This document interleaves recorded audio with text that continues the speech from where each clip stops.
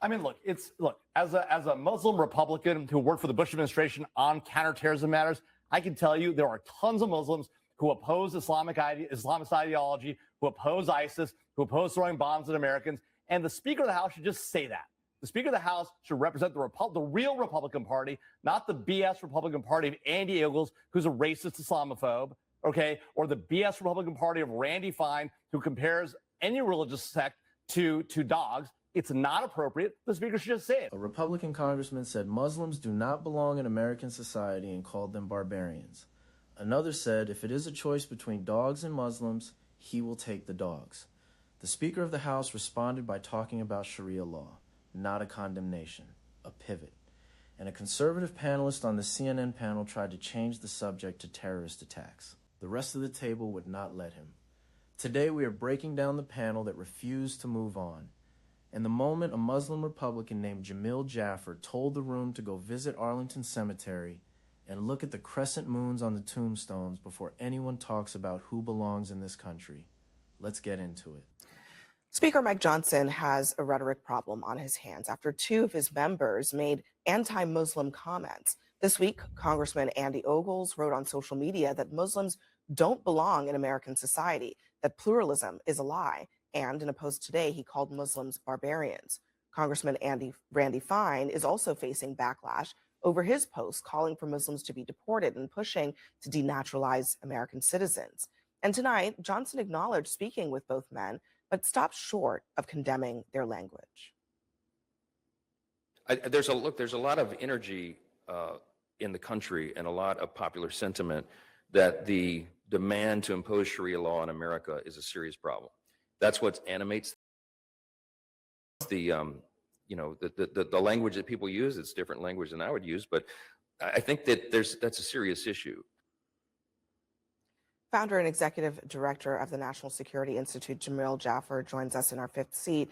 And Jamil, do you think that this is really all about the fear that there's really going to be Sharia law installed here in the United States? Well, that's not what Randy Fine or Andy Ogles said. What Andy Ogles said was Muslims don't belong in America, that they have no place here, that they should all go home. Even the ones born here apparently should go God knows where, but somewhere apparently.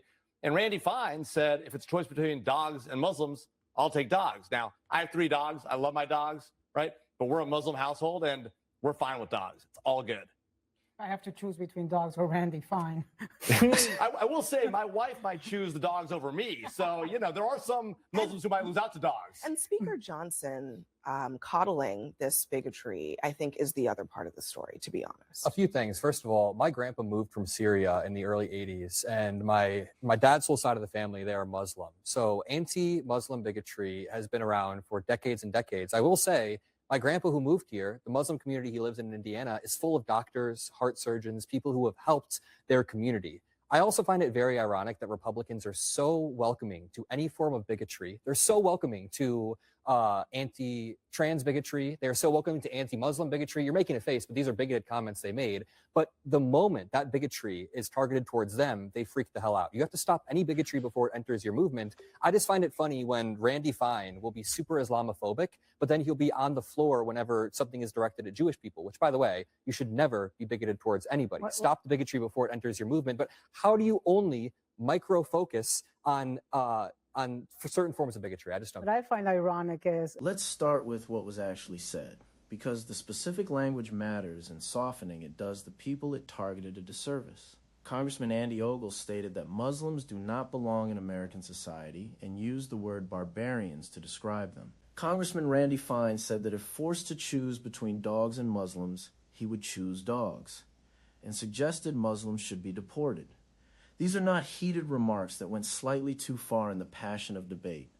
They are deliberate, public statements made by sitting members of the United States Congress about a group of American citizens.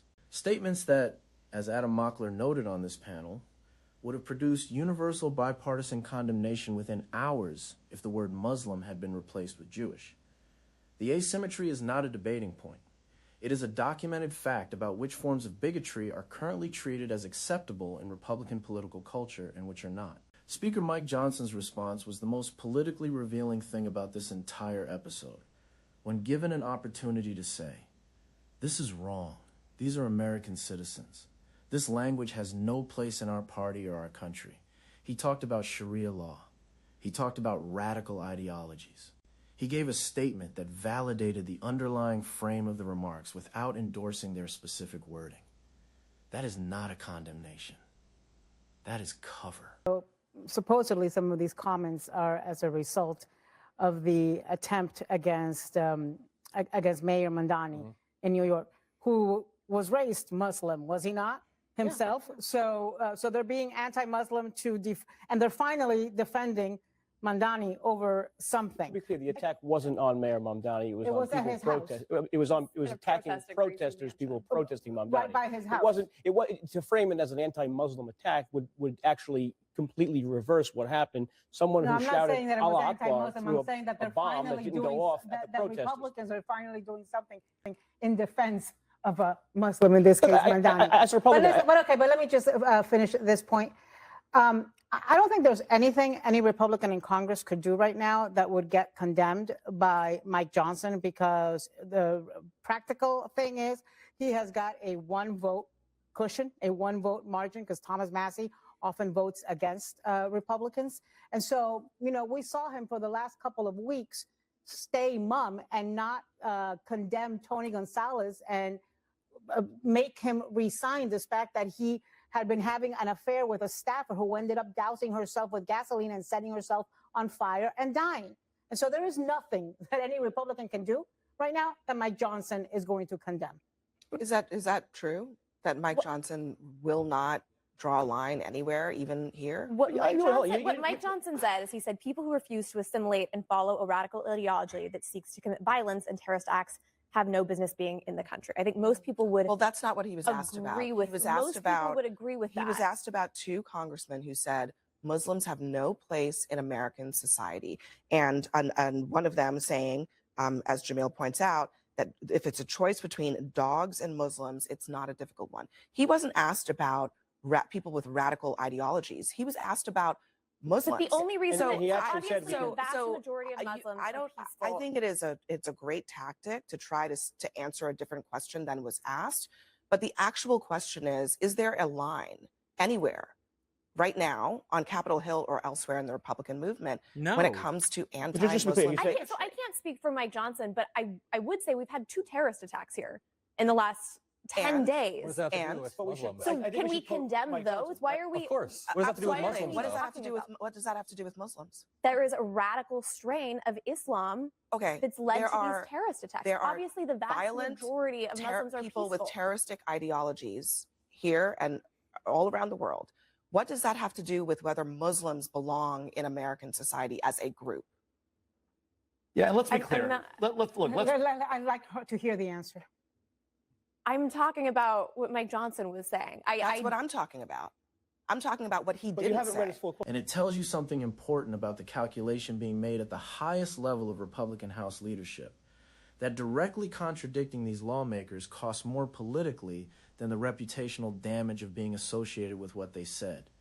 Joe's pivot to terrorist attacks was the panel's most revealing deflection. When pressed directly on whether the specific remarks, Muslims do not belong in American society, take the dogs over the Muslims, were acceptable, he redirected to 2 recent terrorist attacks. The panel refused to accept the pivot. They asked the question that needed to be asked and kept asking it. What does a terrorist attack have to do with whether Muslims as a group belong in American society? The answer, that it has nothing to do with it, is precisely what Joe could not say, because saying it would have required condemning the remarks he was there to provide cover for. The deflection was not a failure of argument. It was the argument. The argument was, we will not answer this question. Jamil Jaffer made the statement that should have ended the deflection entirely, and probably would have if the deflection were being made in good faith. He is a Muslim Republican. He founded the National Security Institute. He has spent his career working on national security matters alongside the very intelligence and defense communities that the congressman's remarks implicitly accused his entire religious community of being incompatible with. And he said, go to Arlington Cemetery. Look at the crescent moons on the tombstones. There are Muslim Americans buried there who died in service to this country. who fought for the freedoms that include the freedom of Andy Ogles and Randy Fine to say what they said. That is not a rhetorical flourish. It is a documented, verifiable, historically grounded fact that the people being called barbarians who do not belong here have been dying for this country in uniform since before either congressman was born. The double standard that Mockler identified, that Islamophobia and anti-trans rhetoric are currently among the last permissible forms of bigotry in conservative political culture, deserves to be examined on its own terms. It is not that conservatives are uniquely bigoted as individuals. It is that the Republican political ecosystem has made a calculation about which forms of bigotry activate the base, which forms of bigotry repel donors, and which forms of bigotry the mainstream media will apply sustained pressure on.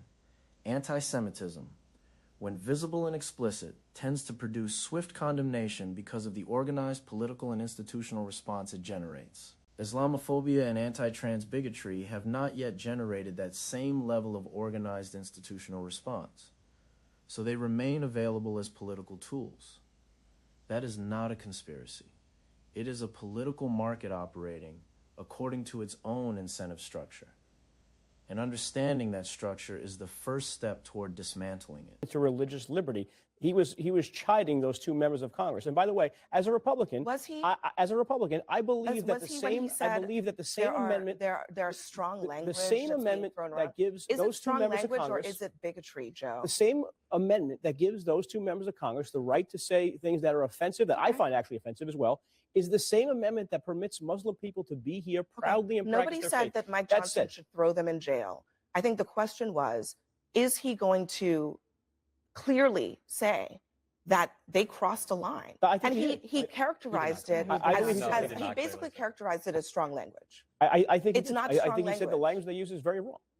Okay, what you just said, he didn't say. I read what he said. He said, we can be tough on Islamic extremism without compromising our commitment to Jamil, religious liberty. You were going to say. I mean, look, as a Muslim Republican who worked for the Bush administration on counterterrorism matters, I can tell you there are tons of Muslims who oppose Islamist ideology, who oppose ISIS, who oppose throwing bombs at Americans, and the Speaker of the House should just say that. The Speaker of the House should represent the real Republican Party, not the BS Republican Party of Andy Ogles, who's a racist Islamophobe, okay, or the BS Republican Party of Randy Fine, who compares any religious sect to dogs. It's not appropriate. The Speaker should just say it. Now, it's true. He has a thin margin. He's in a very tough position. It may be hard to say certain things, but it should be easy in this country, in a country that believes in the First Amendment, that believes in the freedom of religion, to say those kind of remarks are wrong. They should be condemned. It's not a hard thing. Mike Johnson's a smart guy. He's a lawyer. He knows what he's saying. He knows that he's playing games with words. He should stop. And the other thing that he could have said is that people should go take a walk around Arlington Cemetery, and particularly now that we are at war and that Donald Trump is putting our service members at risk, and take a look at all of the tombs at Arlington Cemetery that have a crescent moon for the Muslims that have served and lost their lives for this country. I was going to say really quickly, it's to build on your point, it's unrealistic to think that Mike Johnson will lead in this capacity when the person setting the tone for the entire party is someone posting AI memes of Obama as a gorilla, calling for 100, like the DHS account called for 100 million deportations in America. They clearly have racially biased policies, and I think that that's manifesting with a silence around this stuff. All right, next for us, the White House. What the conservative panelists' deflection to terrorism ultimately revealed was the logic operating underneath the surface of these conversations. If you accept that Muslim American identity is inherently connected to the question of terrorism, that the question of whether Muslims belong in America is legitimately answered with reference to terrorist attacks, then you have already accepted the premise of the congressman's remarks. You have already agreed that Muslim Americans are a security question rather than a citizenship question. You have already conceded that their belonging is conditional in a way that no other religious group's belonging is treated as conditional in mainstream American political discourse. Jamil Jaffer did not accept that premise. He went to Arlington. He pointed to the graves. He said, "These people answered the belonging question with their lives." And then he said what he needed to say about Mike Johnson's response. A leader who cannot say clearly that American citizens of a particular faith belong in their own country, when sitting members of his caucus have publicly said they do not, is not leading. He is calculating. And the calculation he made tells you what he values more than the statement he declined to make.